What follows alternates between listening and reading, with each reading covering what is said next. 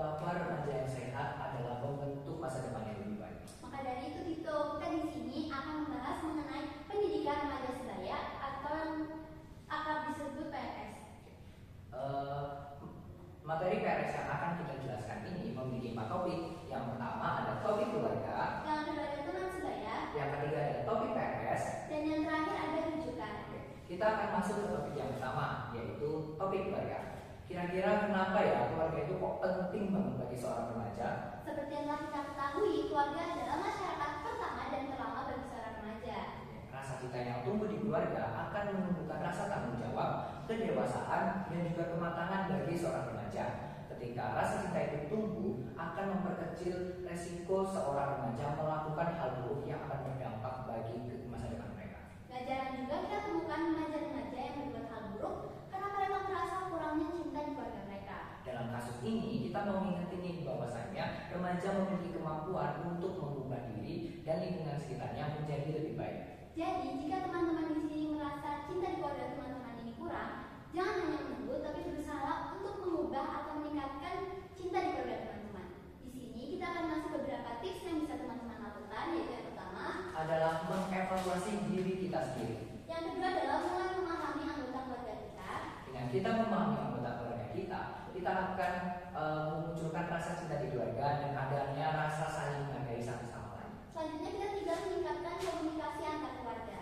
Jadi ini kita sebagai remaja itu pada intinya memiliki pilihan lain selain meninggalkan keluarga kita dan juga melakukan hal buruk yang akan berdampak bagi masa depan kita. Bagaimanapun, usaha untuk memperbaiki keluarga lebih baik daripada melakukan hal yang akan memperburuk kondisi keluarga.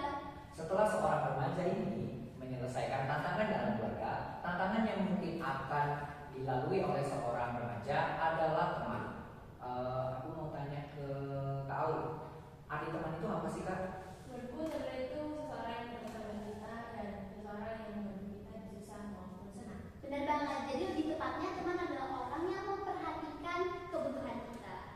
Sedangkan pengertian dari teman sebaya sendiri adalah teman sebaya itu merupakan seseorang yang akrab dengan kita karena memiliki kesamaan dan juga usianya saling berdekatan dengan kita. Karena memiliki banyak kesamaan ini, mereka akan merasa saling memahami dan hal tersebut menjadi faktor pendukung mereka untuk mempengaruhi satu sama lain. Namun sangat disayangkan tidak semua teman sebaya itu memberikan pengaruh positif bagi diri kita. Jadi bagaimana sih cara agar kita tidak terpengaruh hal-hal buruk oleh teman? Oke, yang pertama itu kita harus memikirkan masa depan, cita-cita kita.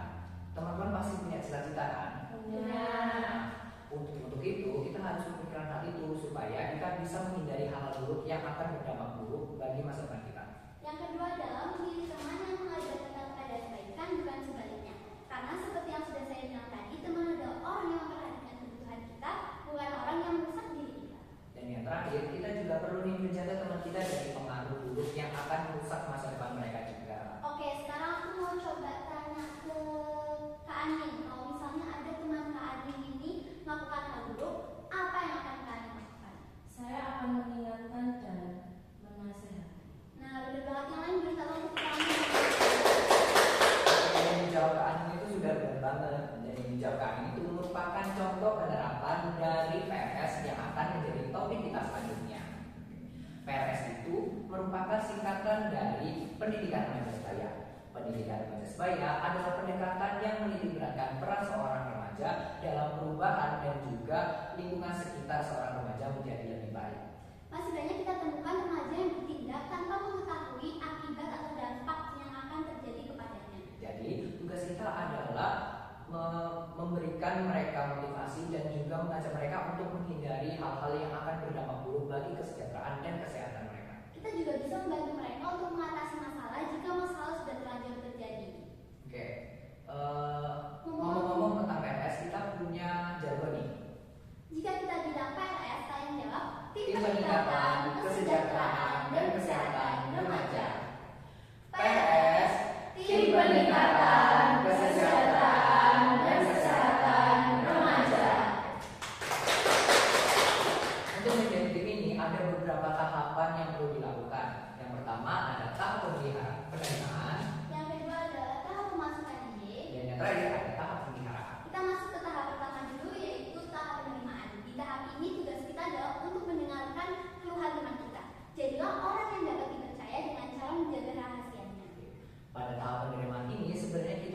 menyelesaikan 50% dari masalah yang mengganjal teman kita. Namun, diusahakan pada tahap penerimaan ini teman-teman jangan memberikan nasihat terlebih dahulu ya pada teman kalian. Selanjutnya kita masuk ke tahap kedua, yaitu memasukkan ide. Di tahap ini kita pelan-pelan memberikan ide kepada teman kita. Hindari cara menyalahkan atau memojokkan teman kita. Bisa dibilang pada tahap yang kedua atau tahap memasukkan ide ini kita menjadi contoh dan membimbing teman kita untuk menyelesaikan masalah yang sedang dihadapinya. Selanjutnya tahap pemeliharaan. Kita sebagai remaja juga harus menjaga dan memelihara ide yang telah kita berikan tadi dengan cara konsisten dan terus-menerus mengajak teman kita untuk melaksanakan ide yang telah kita berikan tadi. Ide yang telah kita berikan atau solusi yang kita berikan kepada teman kita diusahakan disamarkan dengan cara silaturahmi agar tidak terkesan memaksa. Untuk memastikan usaha PRS kita ini berjalan dengan baik dan benar, hal yang selanjutnya kita lakukan adalah rujukan. Rujukan ini menjadi topik terakhir yang akan kita bahas. Mengantarkan seseorang ke tempat yang memberikan perawatan lebih baik adalah pengertian dari rujukan.